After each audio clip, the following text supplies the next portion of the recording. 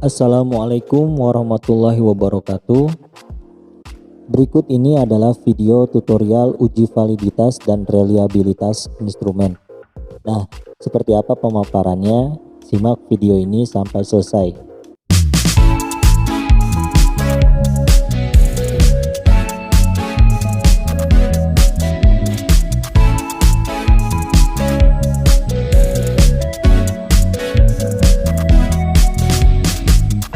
Pada kesempatan kali ini, saya akan menjelaskan bagaimana cara untuk menguji validitas dan reliabilitas instrumen yang digunakan untuk memperoleh data penelitian.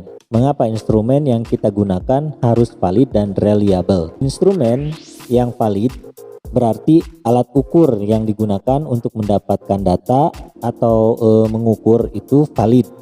Valid artinya instrumen tersebut dapat digunakan untuk mengukur apa yang seharusnya diukur. Meteran digunakan untuk mengetahui seberapa panjang benda. Hal itu menunjukkan instrumen tersebut valid.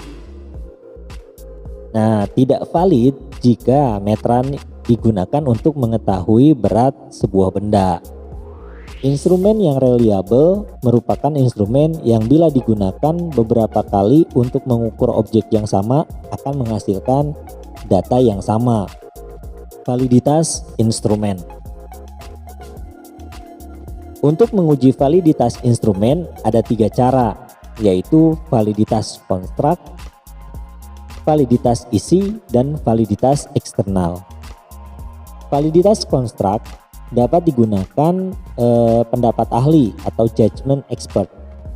Nah, dalam hal ini setelah instrumen dikonstruksi tentang aspek-aspek yang akan diukur dengan berlandaskan teori tertentu, maka selanjutnya dikonsultasikan dengan ahlinya. Nah, pada saat itu kita harus meminta pendapat ahli tentang instrumen yang telah disusun. Kemudian ahli akan memberikan pendapatnya apakah instrumen yang kita gunakan dapat digunakan tanpa perbaikan, ada perbaikan, atau mungkin dirombak total. Kemudian ada validitas isi. Untuk instrumen yang berbentuk tes, pengujian validitas isi dapat dilakukan dengan membandingkan antara instrumen dengan materi pelajaran yang akan diajarkan. Caranya adalah dengan membuat sebuah kisi-kisi instrumen. Kemudian ada validitas eksternal, yaitu membandingkan antara kriteria yang ada pada instrumen dengan fakta-fakta empiris yang terjadi di lapangan. Kemudian ada pengujian reliabilitas. Nah, pengujian reliabilitas itu dapat dilakukan secara eksternal maupun internal. Secara internal, reliabilitas instrumen dapat diuji dengan menganalisis konsistensi butir-butir soal yang ada pada instrumen dengan teknik tertentu. Kemudian secara eksternal, reliabilitas instrumen diuji dengan tes retest yang dilakukan dengan cara mencobakan instrumen beberapa kali kepada responden. Nah, responden yang digunakan tidak boleh responden yang akan diteliti atau sampel sebenarnya. Kemudian setelah kita menyusun instrumen berdasarkan konstruk validity dan content validity, maka kita harus melakukan uji coba instrumen. Nah, instrumen diuji cobakan kepada responden. Setelah memperoleh data hasil uji coba instrumen, kita masuk ke fase pengolahan uji validitas dan reliabilitas instrumen. Yang perlu kita siapkan adalah Microsoft Excel dan software SPSS. Dan tidak lupa data hasil uji coba. Kemudian memasukkan data hasil uji coba ke dalam Microsoft Excel. Selanjutnya kita buka software SPSS. Kemudian kita masukkan data yang sudah kita peroleh ke dalam software SPSS tadi. Buka data yang ada dalam Excel. Kemudian blok seluruh data, kemudian tekan Ctrl C. Kemudian kita buka software SPSS. Di bagian bawah terdapat data view dan variable view. Nah, kita klik data view. Kemudian tekan Ctrl V. Kemudian di bagian bawah klik variable view. Kita ubah dulu desimalnya menjadi 0. Selanjutnya klik Analyze. Pilih Scale. Kemudian pilih Reliability Analysis. Kemudian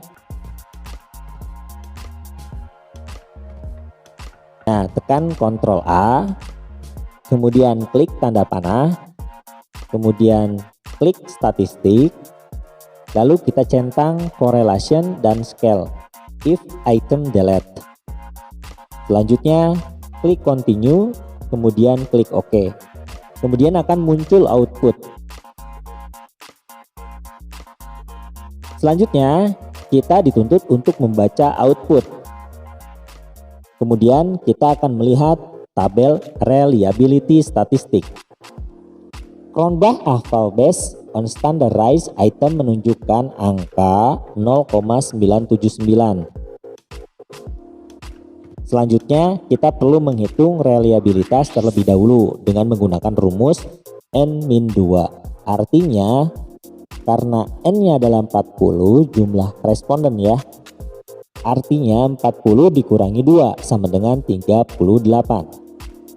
Kemudian kita cari tabel nilai R product moment dengan N sama dengan 38, taraf signifikan 5%. Maka diperoleh 0,320. Setelah kita mengetahui R tabel, langkah selanjutnya adalah menentukan reliabilitas instrumen dengan melihat nilai Cronbach alpha yaitu 0,979. Dasar dari pengambilan keputusannya yaitu jika nilai Cronbach alpha lebih besar dari R tabel, maka instrumen dinyatakan reliable. Jika nilai Cronbach alpha kurang dari R tabel, maka instrumen dinyatakan tidak reliable. Dikarenakan nilai Cronbach alpha lebih besar dari R tabel atau 0,979 lebih besar dari 0,320, maka instrumen dinyatakan reliable. Kemudian menentukan validitas butir soal. Jika corrected item kurang dari R tabel, maka item butir soal tersebut tidak valid. Sebagai contoh, butir soal nomor 6 memiliki nilai 0,019 kurang dari R tabel 0,320, maka butir soal nomor 6 ini tidak valid. Jika terdapat butir soal yang tidak valid, maka kita perlu melakukan perubahan kalimat pernyataan. Setelah itu mengujikan kembali instrumen yang telah dibuat. Demikian penjelasan tentang uji validitas dan reliabilitas instrumen dengan menggunakan SPSS. Semoga bermanfaat. Terima kasih. Wassalamualaikum warahmatullahi wabarakatuh.